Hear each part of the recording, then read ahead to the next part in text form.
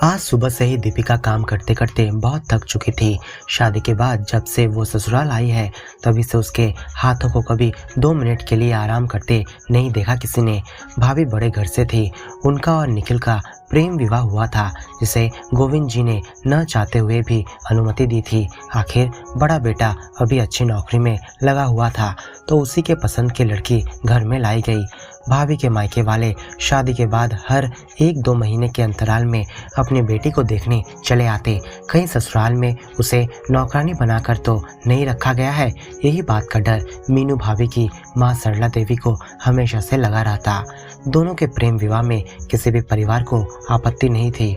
घर के सभी काम छोटी बहू दीपिका ही किया करती थी। भाभी तो सिर्फ पैर पर पैर रखकर ऑर्डर देती थी। रसोई से निकलते समय यही सब सोचते हुए जब दीपिका निकल रही थी तभी अचानक उसके पैर दीवार पर लगी एक कील से जा टकराए। दर्द से चीख उठी दीपिका। अपने 10 महीने की बेटी को लिए वो वहीं सिकुड़कर बैठ गई। उसके पैर की एक उंगली से खून की धारा धीरे धीरे फर्श को लालम लाल करी जा रही थी। ऊपर कमरे में बैठी वसुधा जी अभी तक टीवी पर अपनी नजरें टिकाई हुई थी। मुन्नी के रोने की आवाज से वो दौड़कर नीचे आई तो देखा कि अभी तक छोटी बहू मेज पर बैठी दर्द से करा रही है। अब वसुधा जी घर को सिर पर उठा ली, चिल्लाते हुए बोली, किस कुलक्षणी को घर में हमने बहू बनाकर लाया है जो आते ही घर में अशुभ वातावरण बनाए रखने में कोई कसर नहीं छोड़ती है। इसे तो मैंने कितनी बार कहा है ध्यान देकर काम किया कर, पर ये तो मेरी बात सुनती ही कहाँ है। हर वक्त उसके दिमाग में क्या चलता रहता है भगवान ही जाने।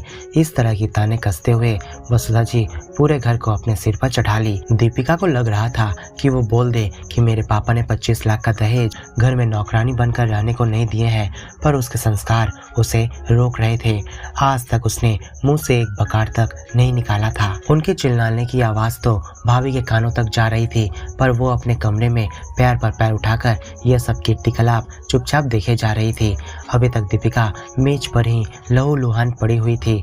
कोई उसे उठाने तक नहीं आया, पर जब शांता दीदी ने सासू माँ की आवाज़ सुनी तो वह तुरंत छत से कपड़े पसारना छोड़कर नीचे उतर आई और मुन्नी को अपने पास लेकर दीपिका को पकड़कर उसके कमरे तक ले गई।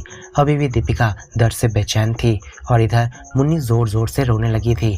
शांता दीदी जिसे घर के काम संभालने के लिए कुछ ही दिनों पहले नियुक्त किया गया था, वो मुन्नी को चुप कराने का बहुत प्रयास कर रही थी, पर आखिरकार उसका रोना उसके माँ के गोद में जाते ही बंद हुआ। दीपिका बेड पर लेटे थोड़ा आराम करने लगी और इधर सासू माँ फिर से तानों की बौछार शुरू कर दी। ये सब तो अपने मायके में दिखाना, ससुराल में ये ढोंग इसका अब नहीं चलने वाला।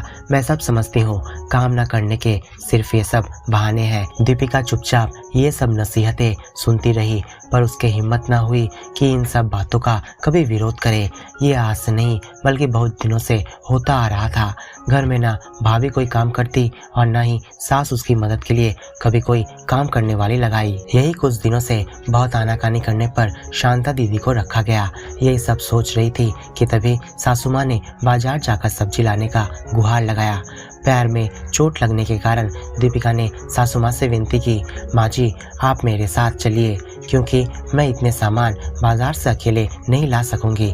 घर के काम शांता दीदी संभाल लेंगी। हाँ माँ जी, मैं घर का सारा काम निपटा लूंगी। अभी आप दीदी के साथ बाजार चले जाइए, उनके पैरों की हालत अच्छी नहीं है कि वो अकेले सब कुछ ला सके। शांता दीदी ने दीपिका के दुख को समझते हुए सासू माँ से कहा।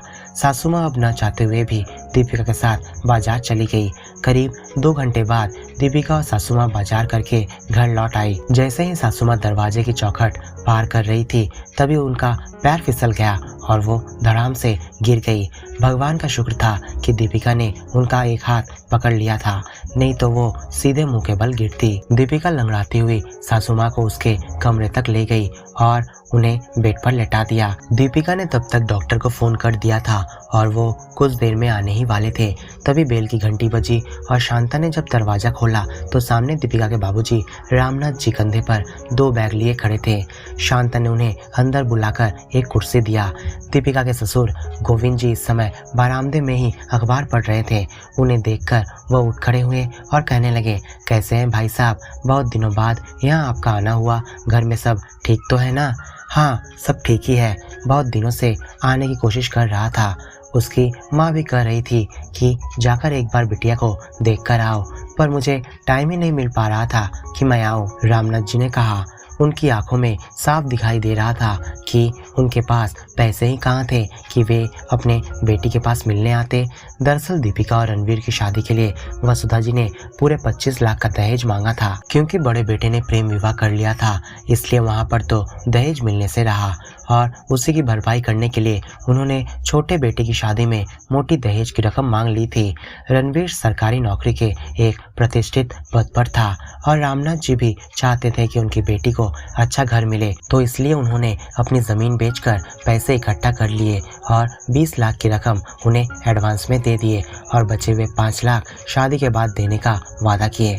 और इस सिलसिले में वे आज उनके घर आए थे। फिर धीरे धीरे करके उनके पैसे किस्तों में लौटाते जा रहे थे।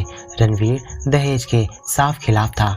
उसने माँ से कहा था, अपने बेटे को पैसों से क्यों तोल रही हो माँ? मैं नहीं चाहता कोई परिवार हमारी वजह से मुश्किल में पड़ जाए। तुम्हारे ये पैसों का लालच ठीक नहीं है माँ। पर वसुधा जी सुनने कहाँ वाली थी। उसे तो बड़े बेटे की शादी में दहेज न मिलने का गुस्सा सिर पर अभी भी घूम रहा था और इसलिए वो छोटे बेटे की शादी में यह मौका खोना नहीं चाहती थी। सासू माँ के एक गिलास पानी मांगते ही दीपिका अतीत की गलियारों से वापस लौट आई। शांता दीदी, आप बाबूजी को चाय नाश्ता देकर आइए, मैं सासू माँ को अपने हाथों से खिला देती हूँ। दीपिका अपने हाथों से सासू माँ को खिलाने लगी और पानी पीने के बाद सासू माँ सोचने लगी कि घर में इतने लोग हैं पर कोई भी उसके हालचाल पूछने तक नहीं आया। छोटी बहू के पैर में दर्द होने के बाद भी वो मेरी सेवा करे जा रही है।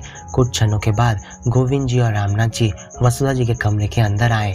बाबूजी के अंदर आते ही दीपिका ने उन्हें प्रणाम किया और बैठने के लिए कुर्सी आगे कर दी। इतने ही देर में डॉक्टर साहब भी आ पहुंचे। उन्होंने वसुधा जी का परीक्षण कर उन्हें 2 इंजेक्शन और कुछ दवाइयां दी।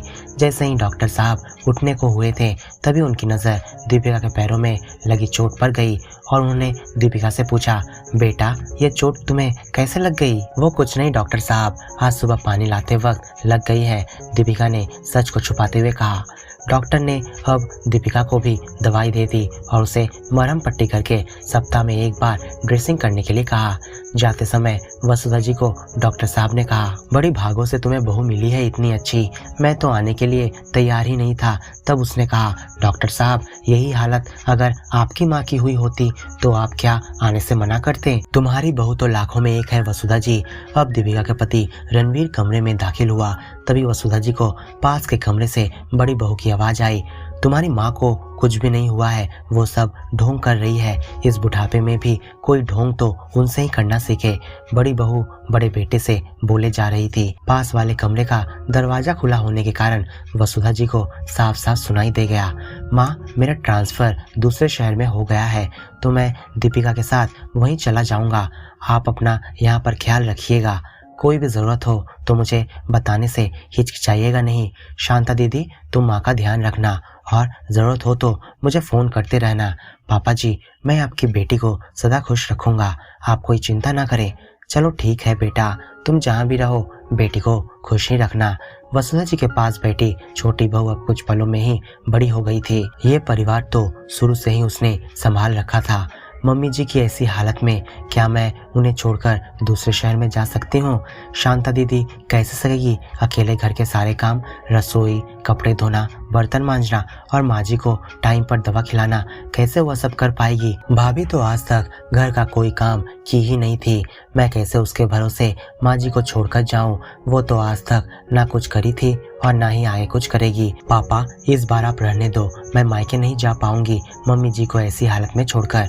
रणवीर का ट्रांसफर दूसरे शहर में हो गया है और मुझे तो कुछ ही दिनों में वहां पर चले जाना है, पर मैं आपसे वादा करती हूँ कि दूसरे शहर में जाने से पहले मैं मायके जरूर आऊंगी। आप मम्मी को समझाकर मना लेना। बेटी को आशीर्वाद देकर रामनाथ जी बाहर निकल आए। आज उन्हें थोड़ा दुख तो जरूर हुआ पर उससे ज्यादा उन्हें आज खुशी महसूस हुई। बेटी की परवरिश में उन्होंने कोई गलती नहीं की है, इस बात की पुष्टि आज उन्हें हो गई। रात्रि भोज के बाद सबको खाना खिलाकर दीपिका सासू माँ के सिर के पास आकर बैठ गई। सो जाइए माँ जी, मैं आपके पास ही यहीं बैठी हूँ। आज वसुधा जी के दिल में छोटी बहू के प्रति बैठे सारे मैल साफ हो गए थे। न जाने मैंने इस बेचारी पर कितने अत्याचार किए हैं। मेरे कटु शब्द सुनकर भी अनसुना कर देती थी हर बार। क्या दोष था जो मैं इस बेचारी के ऊपर इतने ताने बरसाए थे। यही सब सोचते सोचते वसुधा जी ने अपनी छोटी बहू से एक गिलास पानी मांगा।